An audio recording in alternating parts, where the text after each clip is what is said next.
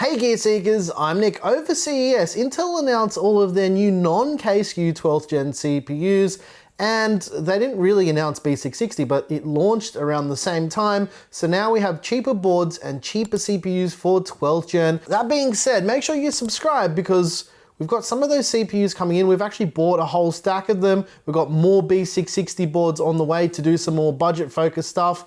So yeah, make sure you're subscribed for all that. But today we're taking a bit of a look at the MSI MAG B660 Tomahawk Wi-Fi.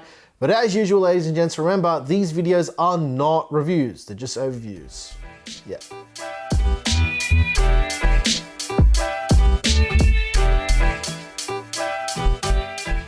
As we always say, these videos are not reviews, they're just overviews so you guys can get an idea what physically comes in the box with a brand new motherboard like this and what's physically on the board. So let's get it out of the box and take a bit of a closer look at the B660 Tomahawk Wi-Fi from MSI. Let's do it. All right, ladies and gents, here it is, the MAG B660 Tomahawk Wi-Fi DDR4 from MSI, but let's get that motherboard out of the box so we can take a bit of a closer look at all of the things that come with this motherboard, and then quite obviously, we're going to take a bit of a closer look at the board itself. So come on, mate, get that board out of the way. All right, what do we got up here first? First off, we've got some SATA cables or SATA cables for your 2.5-inch SSDs or your 3.5-inch spinning rush drives. We've got some antennas for the built-in Wi-Fi 6. This does not have Wi-Fi 6E. There's a bunch of screws for the 3 M.2 slots. They've also got the clips, which we're going to show a little bit later as well. There's also this round circular plastic device, which should not exist in 2021 or 2022. What year is it? I don't know anymore. There's also this sheet of stickers. Now it's got some stickers for the battery on the board, or if you want to put some stuff on the I/O cover to customize your board a little bit. I actually don't mind these at all. There's also this little sticker here. Now, this will give you extra performance if you put it on your case. I'm talking like maybe 11,000 extra frames per second in any game at 8K. So, you know, that's not true. There's also a bunch of pamphlets and whatnot for other MSI products if you're interested in any of that kind of stuff.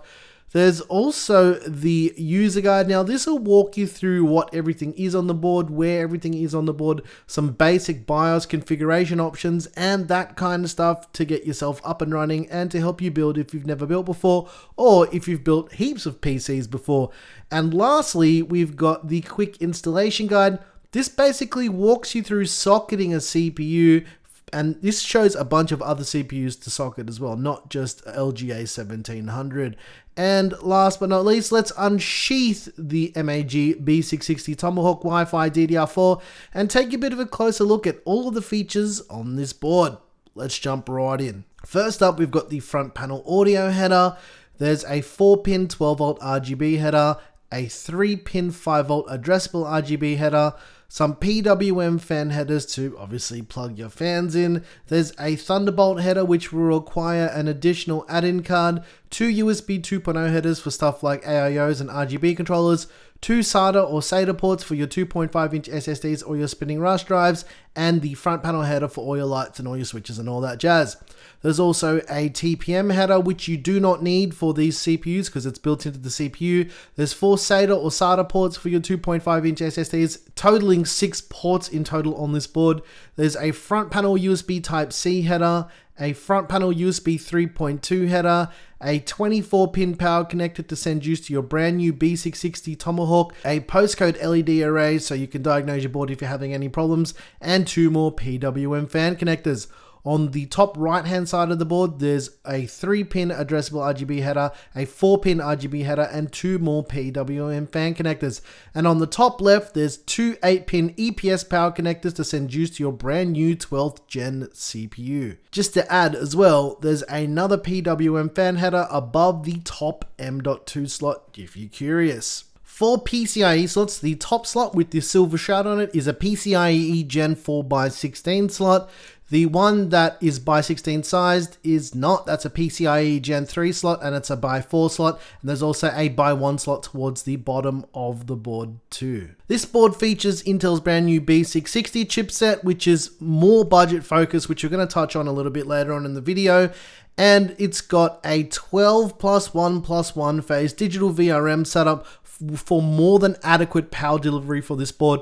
And in terms of cooling that VRM layout, you can see that the whole I/O covers a heatsink And it's got a heatsink that is quite similar to the Z690 version too. But let's pop open that LGA 1700 socket so we can take a bit of a look at what this socket looks like if this is the first time you're seeing this new Intel socket, which is probably not.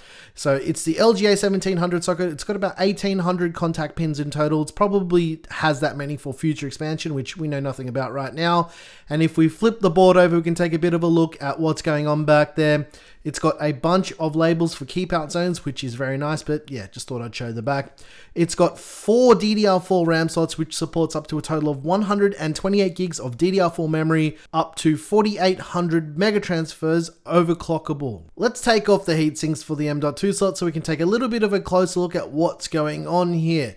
So the top M.2 slot is obviously a PCIe Gen 4 M.2 slot that is hooked straight into the CPU. And if we take a bit of a closer look at how you drop those M.2s in, it uses that locking mechanism that we've seen with most of the Z690 boards as well. In terms of other M.2 slots, the one towards the right is a PCIe Gen 4 M.2 slot, which is hooked into the chipset, and the other one is a PCIe Gen 3 M.2 slot. There's also labels on the board itself, which tells you where each slot connects and how it connects and what it's compatible with. If we take a look at rear I/O, we've got a bunch of USB 2.0 ports, we've got DisplayPort 1.4, HDMI 2.1, a bunch of USB 3.2 ports, 2.5 gigabit Ethernet, USB Type-C, the antenna connectors for the built-in Wi-Fi 6 and Bluetooth, and 7.1 digital surround sound with optical and SPDIF output and an integrated I/O shield. But you know what time it is? It's time for some cinematic things. Let's do it.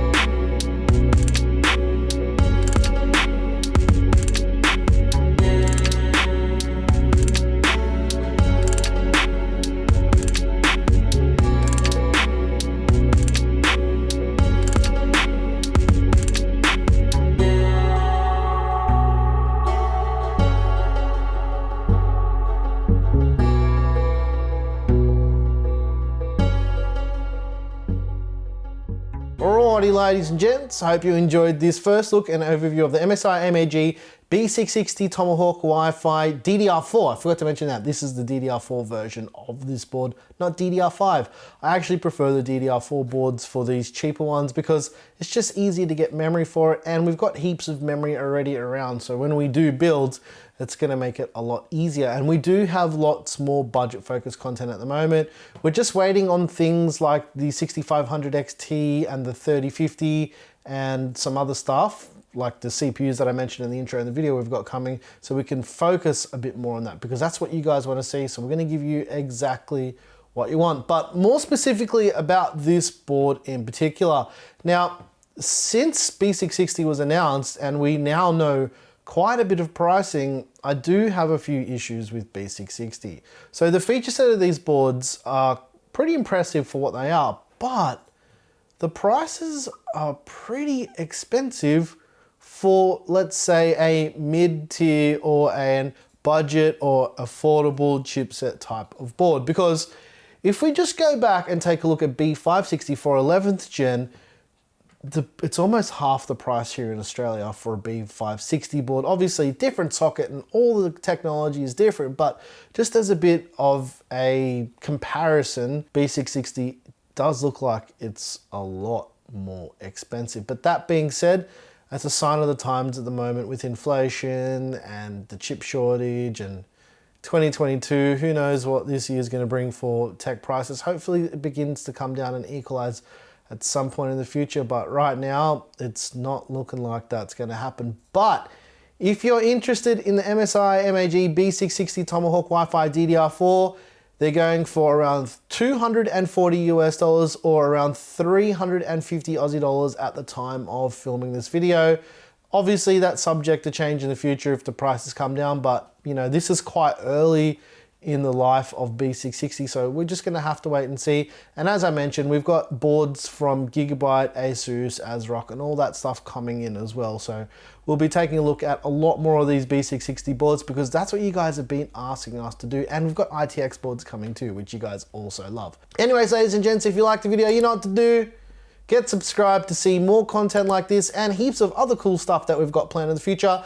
Smash the like button if you liked it. Let us know what you liked about the video in the comments down below, and let us know about your thoughts on B660 down below because I want to hear what you guys have to say. And if you like the music, smash the join button, all that jazz. You know what to do. We make the music. Once again, thank you so very much for watching. I'm your boy Nick with Gear Seekers. You peek, we seek. Yeah. Is that how we end it now? Is that how we end it? It's just another motherboard overview. If you like it, you like it. If you don't, you don't.